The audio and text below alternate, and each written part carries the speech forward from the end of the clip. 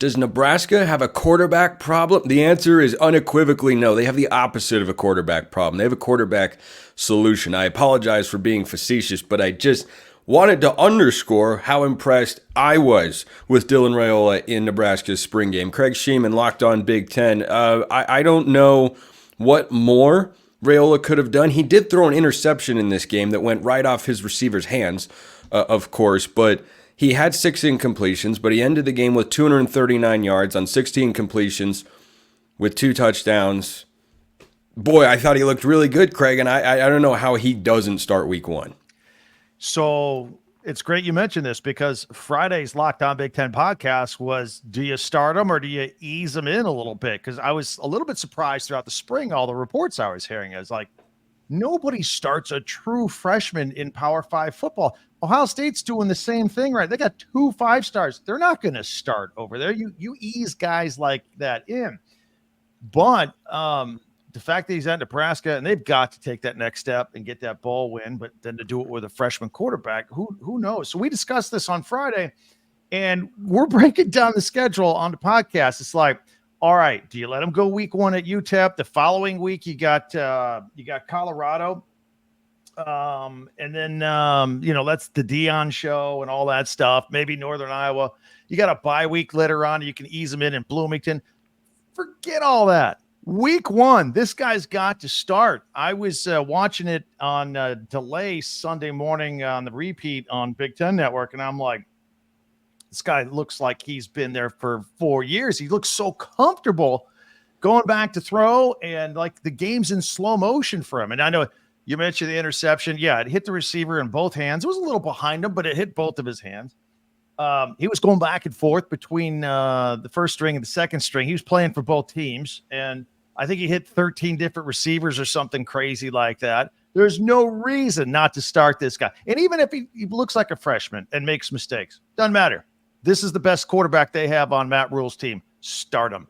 Yeah, I agree. And Heinrich Harburg had some really nice moments in this game, made some nice throws. I just think you saw what he was a season ago for Nebraska, and this was a passing game that was dreadful. There is just no other way to put it. Of the 3 quarterbacks that saw the field, none of them averaged 100 passing yards per game in their time. It was Jeff Sims, hybrid. Like it just wasn't a good situation. So I don't see the downside of Raiola starting the season on the bench. UTEP, Colorado, Northern Iowa. Look, that should be at least 2 wins. And by the way, if you win all 3 of those games, is everybody ready for Nebraska football to be ranked inside the top 25? Because they will absolutely get that sort of consideration. When you play Colorado, you're going to get a lot of eyeballs. You're going to get a lot of attention. You have that game at home in Lincoln. So if you win that game and then you're 3-0, I think they would at least get top 25 votes depending on how those games really go down. But I see no upside to having Raiola sit. I mean, I completely agree with what you said about how poised he looked. Yeah. He did not look like someone who'd never taken the field in a college football game before. Yeah, it'd be his first start against UTEP, but I think that's easing into it about as much as you can, barring an FCS opponent. Yeah. I thought he was just utterly fantastic. This is a good football team. I'll tell you what, it was a good football team last year. They just didn't have the right quarterback. You mentioned Jeff Sims and Harburg and the Chubba Purdy and the Brock Purdy's brothers out there, and they were all turnover machines. And, they continued the Scott Frost scenario where they just kept losing close games, 1 turnover here, 1 score there, and they're winning these games. It's kind of a loser's mentality to go back and look at it. If, what, but, however, that kind of stuff. They need to win those games. They need to take the next step. This fan base is so desperate to become bowl eligible. And I mean desperate in a good way. They are just charged and just chomping at the bit for it. And if they get the right quarterback in there, they can win those couple extra games and get bowl eligible. They were on their way last year, and they just cratered at the end of the season. And another thing I noticed when I was watching them, last year, you mentioned the passing numbers for the quarterbacks. That offense was old school Tom Osborne offense. I was a little surprised Matt Rhule went that way when he brought Jeff Sims in from Georgia Tech to be their quarterback. It was like it was a lot of option football where the main option was for the quarterback to be the leading rusher. You can't do that in this day and age anymore. It's too risky for one. So frequently Sims and Harbaugh would have 100, 150 yards rushing and be the leading rusher of the day for this team. And I didn't see any of that in their offense. Now this was more just go back in the pocket and throw the ball downfield. And so they may say, hey, we really didn't change the offense. They've changed the offense because Raiola is not like an option run guy. He's not going to throw that football. Yeah, and that's what he does so well. Like he had long completions, he had touch throws, RPO game, poise, making good reads. I just felt he didn't throw the ball sometimes. This is one of my favorite things to see from a young quarterback is if nothing is there, are you able to just live to see another down? If you're on a sprint out right and you've got two options and they're taken away, do you just throw it away or are you trying to force the ball into a window? I thought his poise and moxie was just tremendous. But you mentioned the ground game. They brought in a transfer this offseason that kind of flew under the radar. Dante Dowdell, the running back from Oregon, is someone that can make an impact. He spent 1 year with the Ducks, was a 4-star recruit coming out of high school. This is a physical, explosive runner in the backfield. And if you incorporate a more traditional run game to complement Raiola, like this was a defensively led team that still almost made a bowl game. They were 5-7 last year, and they were Iowa levels of bad at times throwing the football. Like that's where they were. I haven't compared the numbers, but gosh almighty, they might have been close.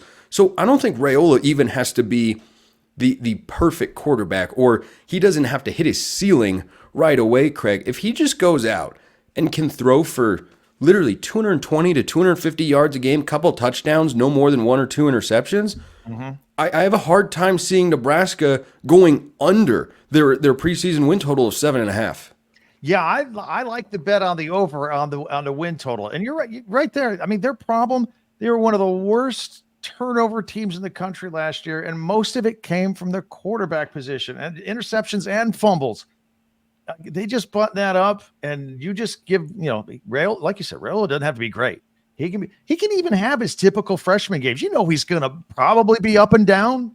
May have some bad games mixed in there, but I absolutely think they can get 1 or 2 more wins than they did last year with this football team. Like I said, they were a good team last year. They just didn't have the right quarterback. I think they got the right quarterback. Let's grow with him, and he's going to be there for a minimum of 3 years. So I think some good things can happen for Matt Rhule in Nebraska and the fan base, which is really, really wanting to see this happen. And they're one of the best fan bases in college football. I mean, you look at their attendance numbers, and they support all Nebraska sports, great support for the basketball team, the volleyball team, like everything. And they've just been starving to just be good. And you also make a good point that this is going to be year 1 for Raiola, and you let him start. I think that lowers the likelihood that he could, seek options in the transfer portal in the offseason if the season were to go well. But if you go win 7-8 games with him, you're going into next year as a Big Ten contender. At least that'll be the expectation. I don't have that expectation this year for Nebraska with a true freshman quarterback, but I even just look at the Big Ten quarterback landscape. It's not very impressive. I think Raiola could be one of the 4 or 5 best in the league. You make a great point. I was comparing quarterbacks last week on a podcast, and I'm like, who is the best quarterback in the Big Ten? It's probably Dylan Gabriel. Yeah, it's Dylan. That's actually, I had Dylan Gabriel 1. I had Luke Altmaier, I think, at Illinois 2. And I wouldn't have said that last year. Drew Aller's going backwards. Michigan doesn't know what they're doing. Will Howard, I'm not a fan of. He's not a very accurate passer. Well, I like Howard, but Ohio State doesn't seem to be in love with Will Howard. They haven't. They don't know if he's a starting quarterback right now. Well, he probably is.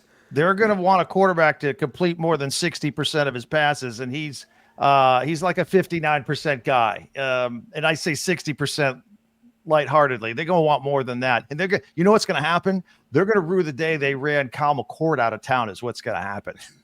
You think so? You think he's popping at Syracuse this year? Well, first of all, Syracuse has a brutally easy schedule. I think he's going to throw up some numbers.